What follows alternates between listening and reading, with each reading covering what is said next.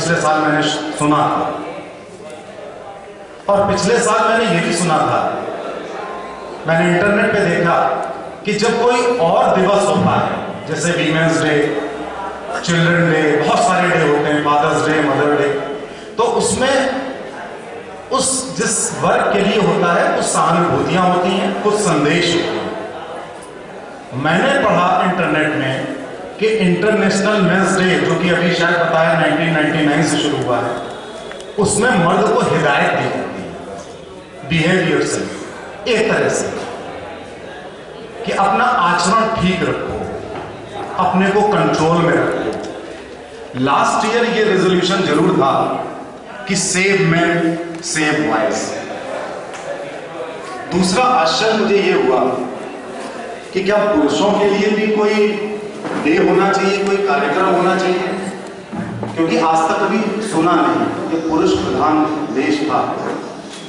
मैं हमेशा से कहा करता था, जब मैं छोटा था तब से मैं हमेशा सोचता था कि पुरुष वर्ग के लिए कुछ ना कुछ होना चाहिए। मैं इतना बड़ा नहीं था तब, और मेरी आवाज भी नहीं थी, लेकिन अब मैं सुनने लगा तो मुझे ऐसा लगा कि मेरा जो आश्चर्य है वो न्यायोचित है। फिर मुझे आश्चर्य हुआ कि इस कार्यक्रम और इंटरनेशनल मेंस डे की शुरुआत एक महिला कर रही है। केवल एक कार्यक्रम की ही शुरुआत नहीं है, वो एक स्टेप और आगे अथॉरिटीज से डिमांड कर रही है पुरुष आयोग की। तो मुझे ये लगा कि ये नौबत कैसे आई, और पुरुष आयोग में डिमांड उनकी क्या है? डिमांड है जेंडर इक्वलिटी। मुझे फिर आश्चर्य हुआ कि जितने फेमिनिस्ट हैं वो भी जेंडर इक्वलिटी की बात करते हैं। तो आज ये नौबत आ गई कि एक बहन भाइयों के लिए काम कर रही है और वो डिमांड कर रही है gender equality. It is highly surprising. जरा सोचिए कि फेमिनिस्ट भी कह रहे हैं जेंडर इक्वलिटी की बात और पुरुष भी कह रहे हैं, तो वहां क्या प्रॉब्लम है? इस पे मैं बाद में आता हूं। मेरा ये आश्चर्य कि ये कार्य एक स्त्री क्यों कर रही है, ये इसका जवाब मुझे मिल गया। ये जवाब मिला कि हमेशा से पुरुषों को स्त्री नहीं समझा है।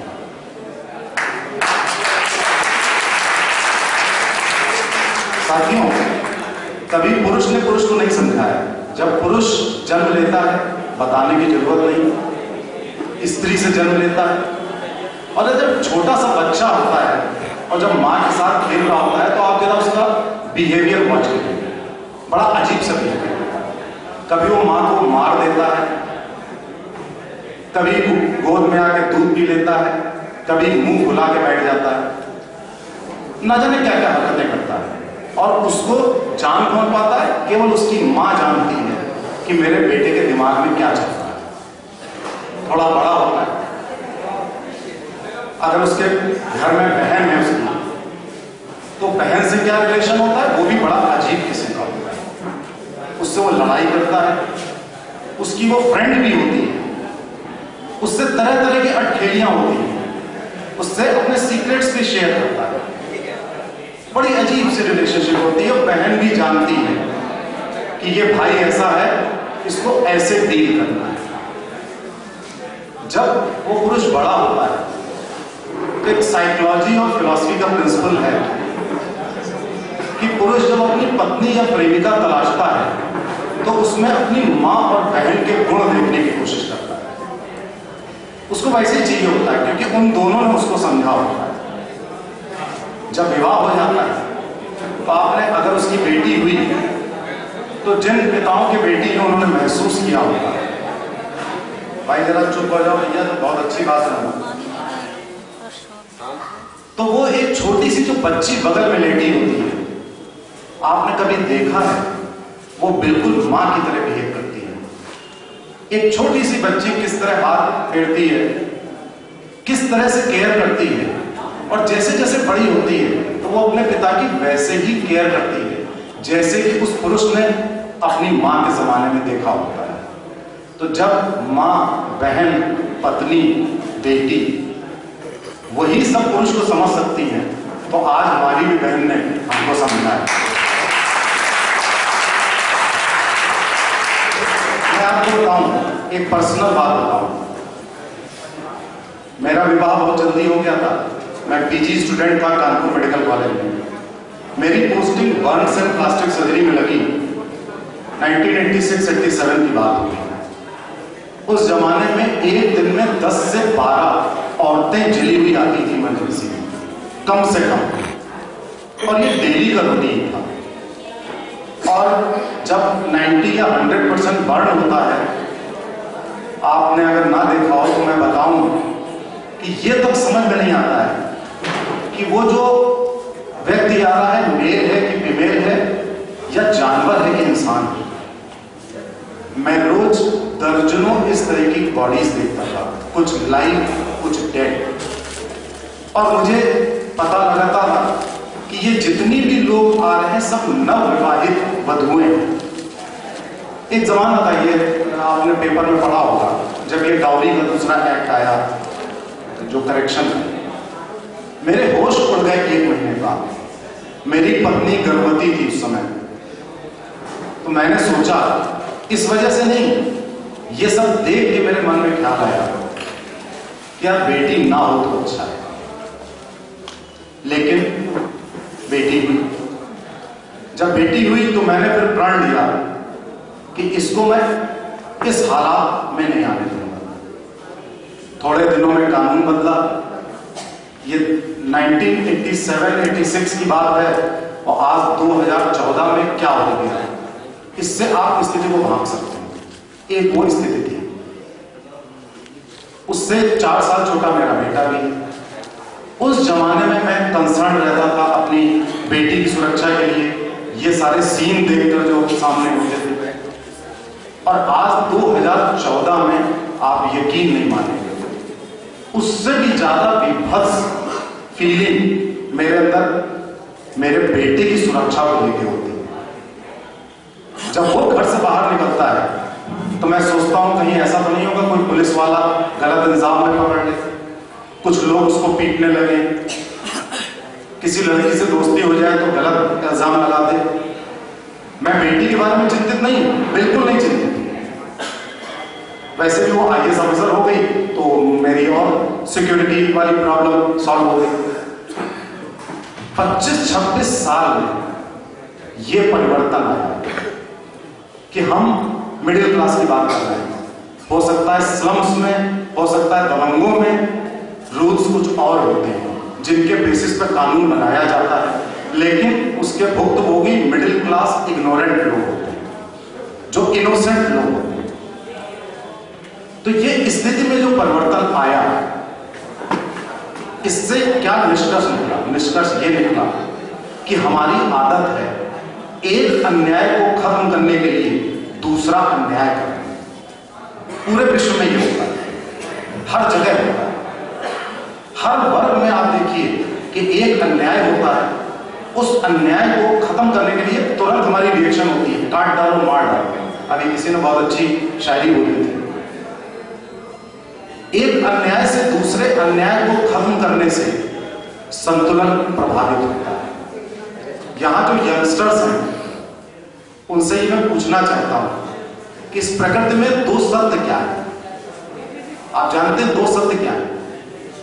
2 सत्य मैं बताता हूं। एक सत्य है संतुलन और एक सत्य है परिवर्तन। प्रकृति, चेंज और बैलेंस, ये दोनों ट्रुथ है नेचर।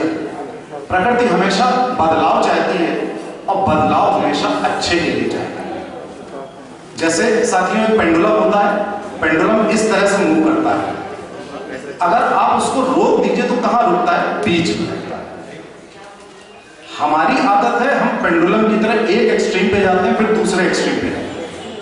एक अन्याय को खत्म करने के लिए दूसरा अन्याय, फिर दूसरे अन्याय की लड़ाई शुरू। बात नहीं बनती। जस्टिस बैठे हुए हैं, न्याय से अन्याय को खत्म करना यह प्रायोरिटी होनी चाहिए, लेकिन यह कभी हुआ नहीं इस विश्व में। हमेशा अन्याय से अन्याय को खत्म किया जाता है। केवल न्यायालयों में ऐसा हुआ कि न्याय से हमने अन्याय को कुछ हद तक, टू सम एक्सटेंट, सॉल्व करने की कोशिश करी।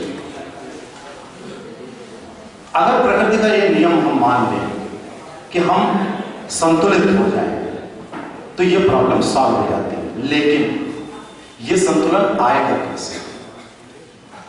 इसके लिए शक्ति की जरूरत है। और ये शक्ति क्या है? ये शक्ति ये नहीं है कि अब कानून क्या करेगा, सरकार क्या करेगी। ये बताने की जरूरत नहीं कि सरकारें क्या करती हैं, वो सुरक्षित हो। ये भी बताने की जरूरत नहीं कि कानून अंधा होता है, सब लोग कहते हैं। कई बार कानून तक नहीं पहुंच पाता, और कानून बनाने वालों की और कानून की अपनी सीमाएं हैं। तो अगर मैं आप लोगों से पूछूं कि इस दुनिया में सबसे शक्तिशाली चीज क्या है, कौन सी शक्ति है जो दुनिया बदल सकती है? कानून नहीं, सरकार बिल्कुल नहीं, मिलिट्री वायलेंस बिल्कुल नहीं।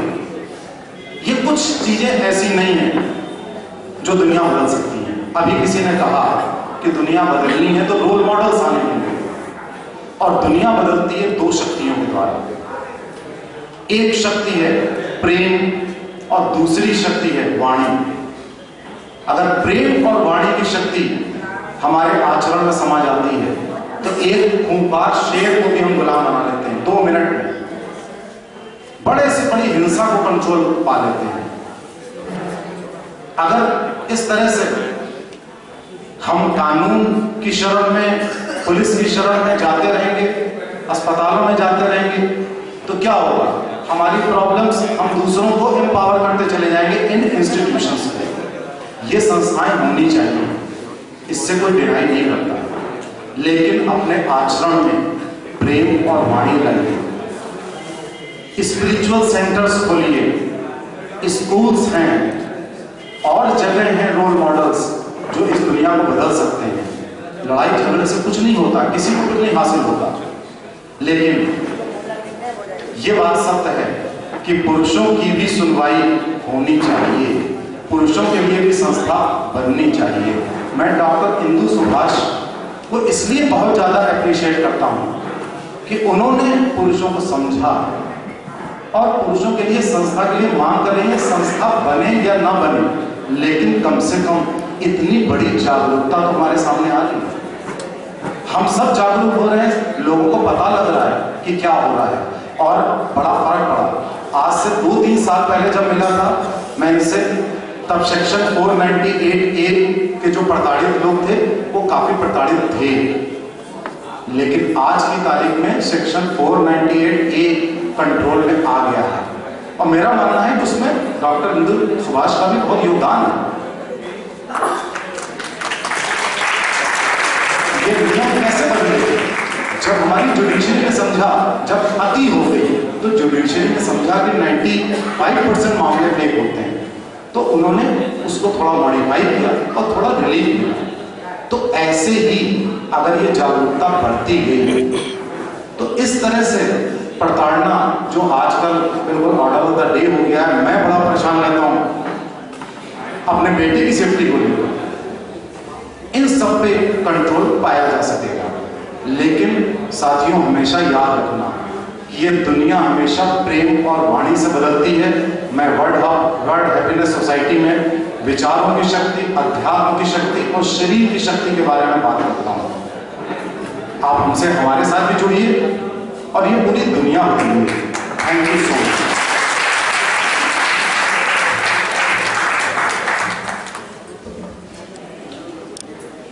कौन कहता है